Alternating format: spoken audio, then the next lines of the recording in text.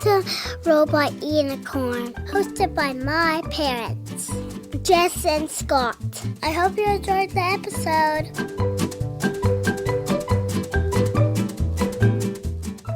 Hey everyone, welcome back to Robot Unicorn. I'm really excited to have you with me today. This topic is a good one. This topic is one that so many parents, teachers, even like aunts and uncles, grandparents will ask me about, which is, how do I get my child to open up to me? And I'm thinking about the kids who, like, the parents are asking them about their day and they kind of shrug, like, oh, my day was fine. And they're not actually ever giving the parent or the grandparent or the teacher anything about their life. And so obviously as a therapist, I have a lot of insight on this of how to get someone to open up to you. And the information that we'll talk about will be helpful for not only your children, but for also just talking in general to anyone who you love. And the reason that I'm doing this episode today is actually based on a listener question. So I want to read the question to you, and then we'll get into some practical things that you can do. Hey, Jess, I love Nurtured First and the podcast. I follow you religiously, and I am a better parent because of it. Thank you. I really appreciate that. Love reading your messages, and we're so glad that the show can help you.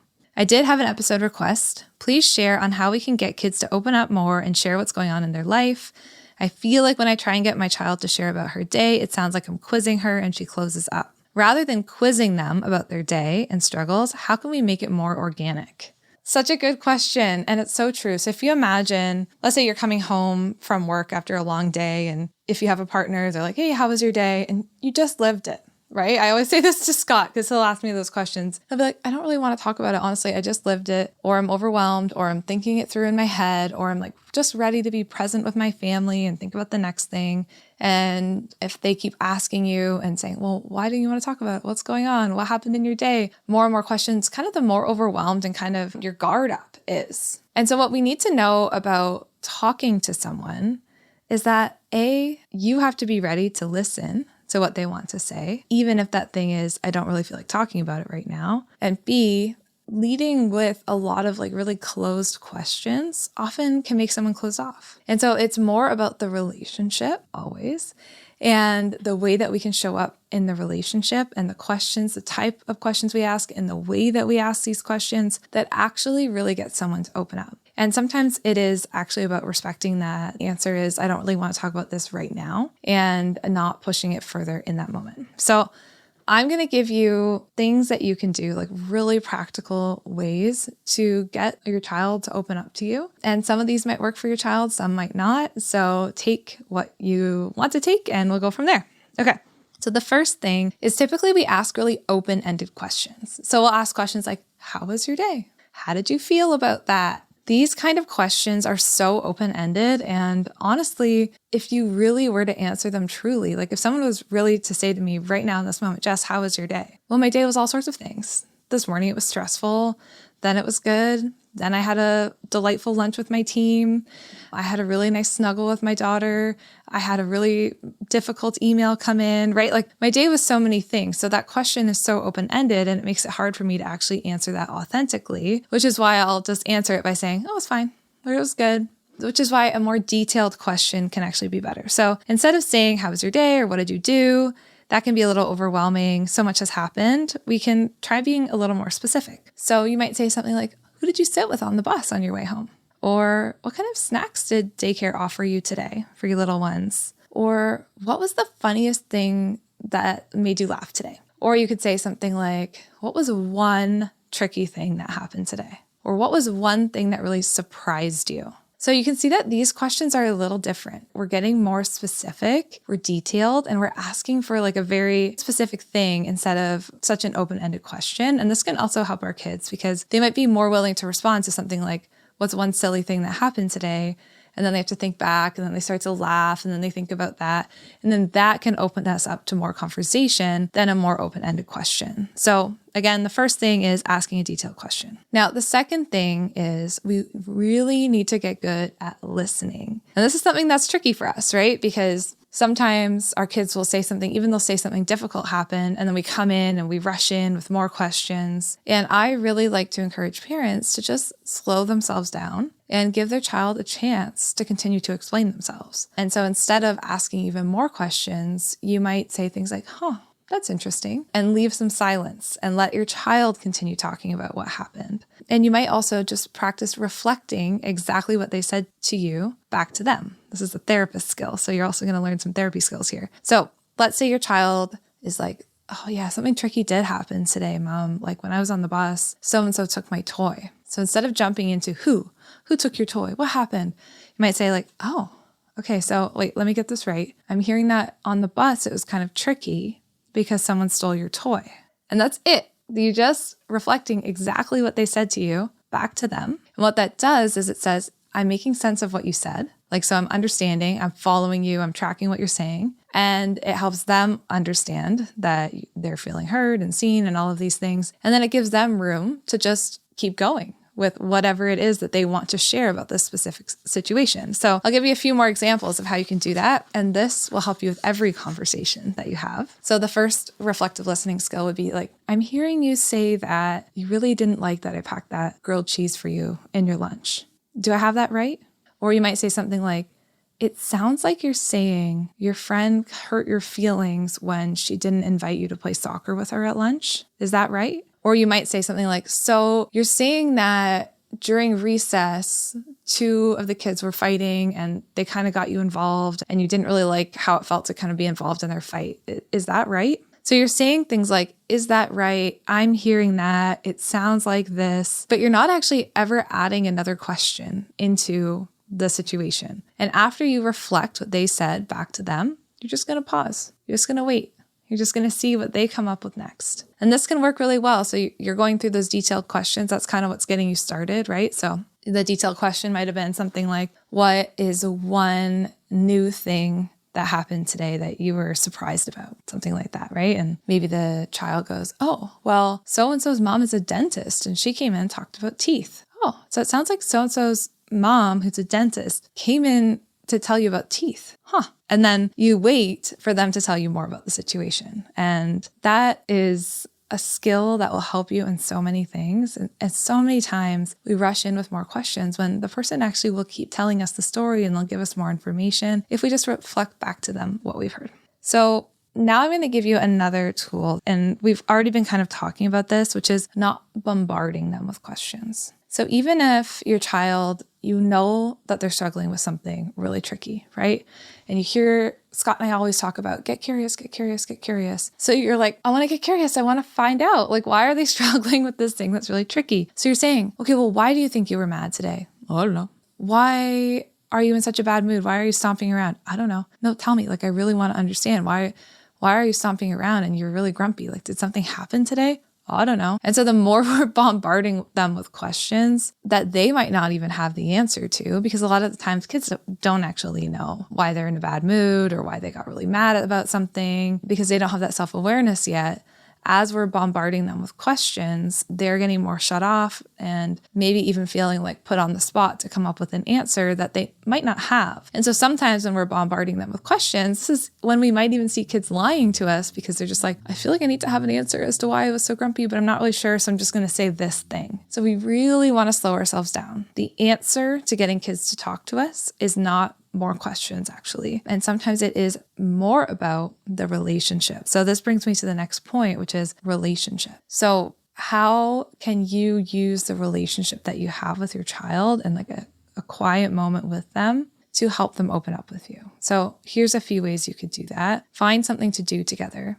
And you can even tell your child, like, we don't even have to talk. Like, let's just sit next to each other and do some sketching for a bit, right? A lot of kids love to do sketching or drawing or, hey, I'm going to fold some laundry. Do you want to turn some music on and we can listen to it and fold some laundry together? Or you're in the car with your child and you're together. So the first thing is just finding that moment of connection. Relationship. This is going to go so much further than just like, they walk in from school and you're asking them a whole bunch of questions, or you're at the dinner table and it's like busy and everyone's talking and you're asking them a whole bunch of questions. Finding like a slow, kind of more tender moment in a relationship is a better time to start a conversation where you really do want to understand what's going on and you want to help them understand what's going on for themselves as well. So if I was doing that and I had a moment going on with one of my kids, so let's say a car ride. I do love a car ride for getting information and asking them questions. So let's say we're in the car and I know in my head, I'm like, my daughter's been grumpy all day. Something definitely happened at school. She definitely has not told me about, and I want to find out, but I don't want to push her too hard. So I might take her for a drive, and on the drive, maybe we'd start by like listening to some music we both like. And then I might say something like, hey, remember earlier today when you got home from school? Yeah, I just remember thinking there's something off.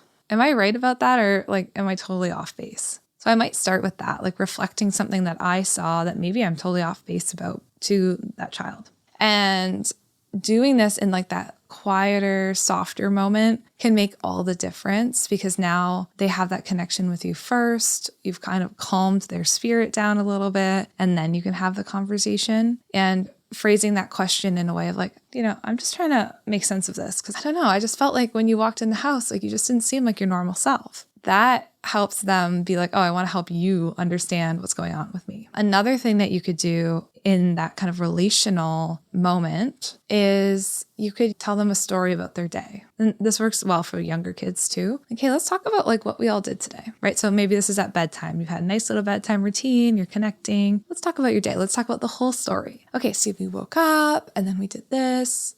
Oh, and then you went to school. Can you tell me a little bit like what happened when you were at school? Because I actually don't know. I wasn't there. And then when there's those pieces of your child's life that you weren't there for, and you're giving them the opportunity to tell you the story of their day, but you're helping, you're assisting, you're part of the process, that can also help them open up a little bit more. So this is a different point. I mean, the relationship, is always key. This is a different point, but it's kind of like the same vibe, I guess, which is showing genuine interest. So sometimes I'm guilty of this too, believe me. Sometimes we're guilty of asking our child questions just because we feel like we should, right? How was your day? Okay, good. Glad you had a good day. But kids can sense when we're just asking a question just because like that's what we should ask when they walk in the door after school, right? Or when they're in a grumpy mood, we should probably say, hey, what's wrong? But if they don't sense that like we genuinely want to know the answer and want to partner with them and be there to support them, they're going to also be a little less likely to give us a real answer.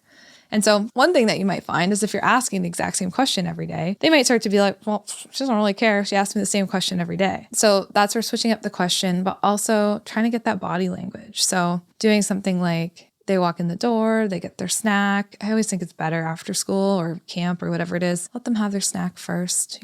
I always talk better when I'm not hangry. And then I might sit beside them, especially if I knew there was something I wanted to talk about. I might make my child like a tea or something. And then I would probably say, hey, you want to have a tea together? Let's talk about our days. I can go first or you can go first. And if they don't want to talk to them, I'd be like, hey, mom, you go first.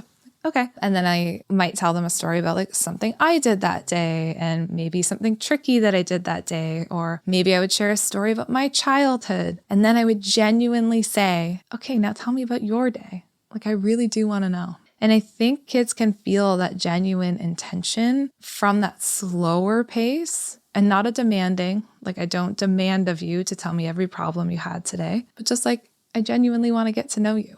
I think anyone, like in any relationship, I think we open up more when we feel that genuine spirit from someone. Another thing that I wanted to mention in terms of getting your child to open up to you is that sometimes we miss like a cue that your child's actually saying, like, I want to talk about this.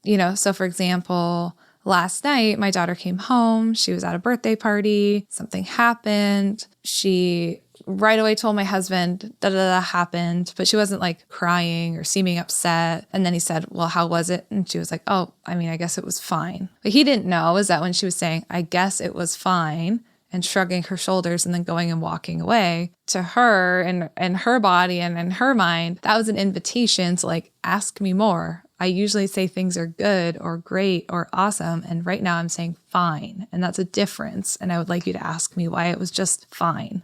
So as parents, we don't always know this. We don't know that our kids have like, oh, I don't want to say it right away, but I do want them to ask more questions. So sometimes it's easy to miss these little like bids, right? And that's where that reflective listening can come back in. And you can notice like little things, like if they say something's fine, or if they just shrug, or if they kind of like look off and like don't really want to answer. Those can be a few signs of like, oh, okay, so there might be more to unpack here. And you can kind of go back to that reflection where you might even just notice their body language. Like, oh, I'm noticing that like it's really hard to look at me when we're having this conversation. Does that feel right for you? Or I don't know, it was interesting when you got home from that birthday party. I noticed that you said it was just fine. And then you kind of like stormed away and you went to your room. And typically when you come home from a birthday party, it's like, you can't wait to tell me everything that happened. So can you help me understand that difference? Or like, am I right about that? So again, it's kind of reflecting what you're seeing back to them. And you're not even necessarily asking like, what happened at that birthday party, right? Just like,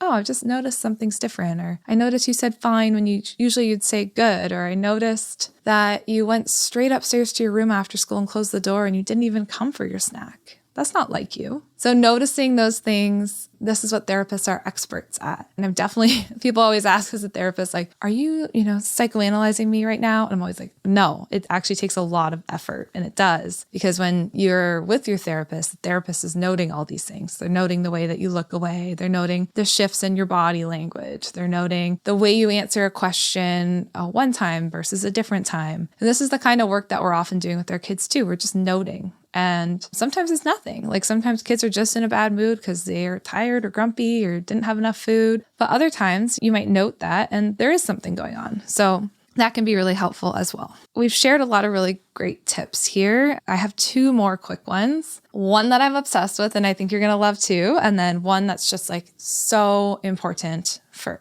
every single person to understand. Okay. So the thing that I love is creating little rituals around how you ask questions. So I was saying how you don't want to like kind of flippantly just say, how was your day every single day after school? Because your child can tell if that's not like a genuine question. But I love if you do have times, let's say you have family dinner night and everybody's sitting around the table and you want to say to every member of your family, okay, we're all going to share something great about our day, something tricky about our day, and something surprising about our day.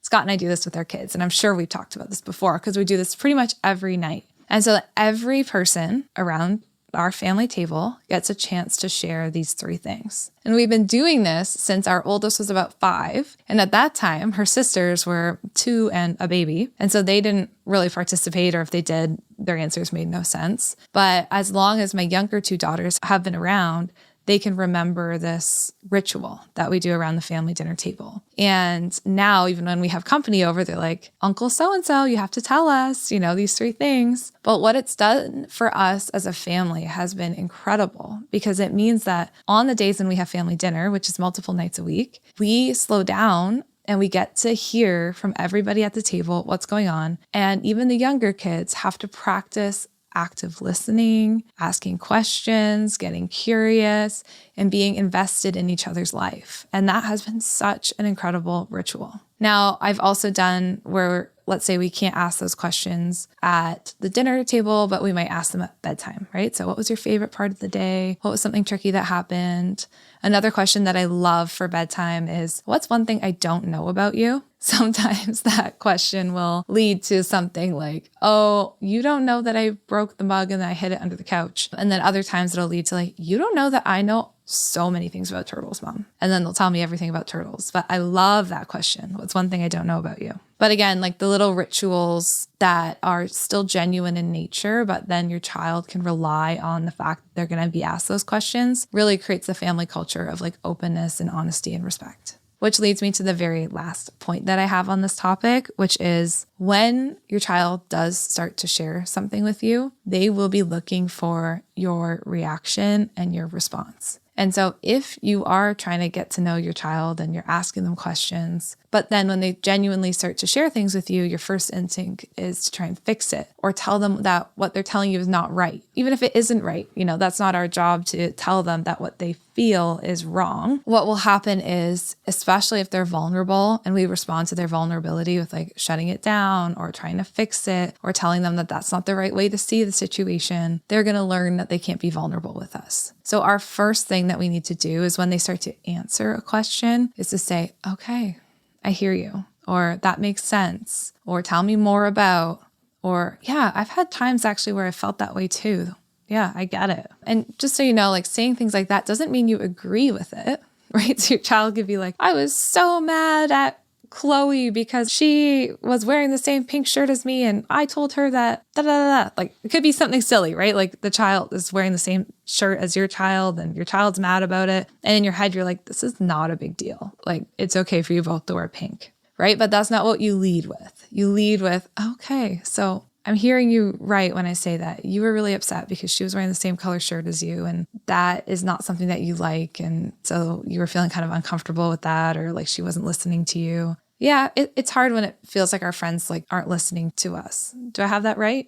And so if you can start there, even if you disagree, and even if eventually when you're coaching her, you're going to say like, you know what, there's going to be times when you're both wearing the same shirt and that's actually okay. Like you're going to get to that point where you can coach your child through it and help them make sense of it. But the first response that you have is the one that's going to set the stage for the rest of that conversation. So you want to make sure that your first response is that acknowledging of their feeling, making them feel seen and heard so that they want to share more with you. So I hope that this helped. This was kind of like a how to listen to people one-on-one. And the actual question was how to get your child to talk and how to ask questions. But we really can't just talk about questions without talking about how to listen, because they're so connected. And we can ask all the right questions, but if we don't know how to truly listen and reflect back to our kids, even if they start by answering these questions, they might eventually stop if they're not feeling heard and seen. So I hope that this really helped, not just for your children, but just a general life skill. So think of that as some intro to reflective listening therapy skills right here. And I cannot wait to talk to you again next week. Thank you so much for being here. I am so glad you're here, and we'll talk again very soon. Hey friends, thank you so much for listening to today's episode. We are glad that you are here. If you enjoyed today's episode and found it interesting, we'd really appreciate it if you'd leave a rating and a review. Scott and I actually sit down together and read them all. A 5-star rating helps us share our podcast and get these important messages out there. Thank you so much for listening, and we can't wait to talk to you again next time.